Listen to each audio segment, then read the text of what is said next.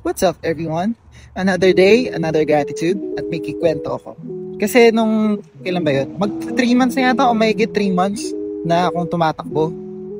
Every time tumatakbo ako, syempre pag andun ka na sa part na nahihirapan ka, diba? Sumasakit na yung mga litid-litid mo, yung paa mo.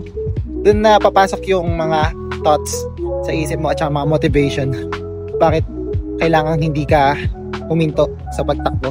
Doon parating naaalala ko yung pinsan ko, si shoutout kay Christian Montero. Kasi there's a time nang nasa Pilipinas pa kami. Mga teens pa lang kami na to, siguro 14, 15 years old pa lang kami ng pinsan ko. Tumakbo kami from their house papunta sa bahay ng tito ko, which is yung bahay nila noon ng pinsan ko is sa Angeles City.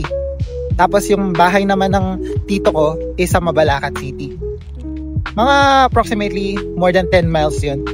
So every time tumatakbo ako ngayon, nagpa-flashback yun sa isip ko na kahit na 3 miles pa lang, tas yung goal ko is baka 4 miles, nagpa-flashback yun. Parang sinasabi ng isip ko, parang kinakausap ako ng isip ko na dati nga nagawa mo ganyan, 10 miles, more than 10 miles. Eh ngayon yung goal mo lang is like 5 miles. Kumbaga malaking tulong siya na nakaka-motivate every time I run, every day. So isa yun sa rason, or isa yun sa nakakapag-push sa akin. Kaya nakakatakbo ako everyday at natatapos ko yung daily goals or daily miles ko. Shoutout nga rin pala dun sa kaibigan kong si Calvin Manaig. What's up? Kasi nga, siya yung isa sa nag-encourage sa akin na tumakbo ulit. Actually, nag-workout na ako. It's just, siya lang yung nag-encourage sa akin na tumakbo. Tumakbo lang Baka kasi lumaki ulo. Joke lang. Anyways, nakatulong siya sa akin kasi nga, for my first 2 weeks, siya yung kasama ko yata nun sa pagtakbo. Mag-join siya man ng military, so may training sila. Ang bilis niya, nabibilisan na ako sa kanya nun na pag-iiwanan niya ako. Ayun, shoutout sa dalawa.